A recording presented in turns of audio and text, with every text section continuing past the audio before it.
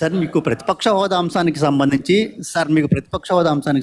పవన్ కళ్యాణ్ గారు ఒక కామెంట్ చేశారు. వైఎస్ఆర్ కాంగ్రెస్ పార్టీకి వచ్చినటువంటి ఓట్ల శాతాన్ని, సీట్ల శాతాన్ని బట్టి చూస్తే జర్మనీలో అయితేనే వస్తుంది, ఇక్కడ రాదు, ఇక్కడ 5 ఏళ్ళు రావడం కష్టం అని ఒక విమర్శ చేశారు సార్. ఆ మనిషి కార్పొరేటర్కి ఎక్కువ, ఎమ్మెల్యేకి తక్కువ. జీవితకాలంలో ఇప్పుడు ఎమ్మెల్యే ఒకసారి అయినాడయ్యా.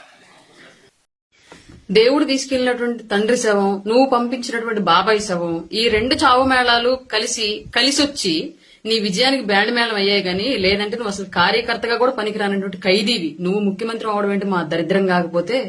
ప్రజలు 11 సీట్లు ఇచ్చి నువ్వు చేసిన పాలన చాలే బాబు, ఇంకా ప్రతిపక్ష హోదా కూడా అక్కర్లేదు, విపక్షంగా వెళ్లి కూర్చొని అసెంబ్లీకి పంపిస్తే, అసెంబ్లీకి వెళ్లి కూర్చొని 11 నిమిషాలు కూడా ఉండలేక పవన్ కళ్యాణ్ గారిని చూసి వచ్చోసుకుంటూ ఉరికొచ్చిన ఉలిపిరిగాడు బయటకు.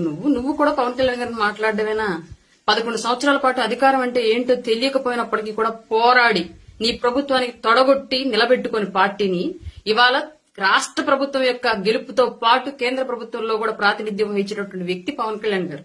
అట్లాంటి వ్యక్తి నువ్వు మాట్లాడడం, వైఎస్ఆర్ అనే పేరు నీ పేరుకు ముందు, నీ పార్టీ పేరుకు ముందు లేకపోతే పెంటకుప్ప మీద ఏగలేగదు నిన్ను చూసి.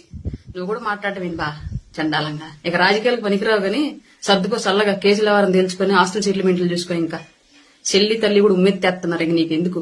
ఇంతకు ముందు ఆంధ్రప్రదేశ్ రాజకీయాల్లో కేఏ పాల్ గారు ప్రెస్ మీట్ పెడితే జోక్ ఏముండిద్దని చెప్పి చూసేవాళ్ళు. ఇవాళ ఆయన చూడట్లా, ఆయన మరిపించి జోకర్ పోయి ట్రోలర్ నువ్వు అయ్యావు ఆంధ్రప్రదేశ్ లో. నువ్వు ప్రెస్ మీట్ పెడితేనే మేమర్స్ వచ్చేస్తున్నారు ఏం మాట్లాడాడు అని చెప్పేసి. అట్లాంటి సిచ్యువేషన్ అయిపోయింది నీది. నువ్వు పెద్ద నాయకుడివి, కర్మగాలి. ఆంధ్రప్రదేశ్ దరిద్రం కొద్ది ఏదో ఒక్కసారి ముఖ్యమంత్రి అయినంత మాత్రం నువ్వు పెద్ద దేశకి నేతలాగా నువ్వు ఫీల్ అయిపోయి మాట్లాడడం మేమందరం ఎర్రపప్పల్లా వింటాం. మా కర్మ.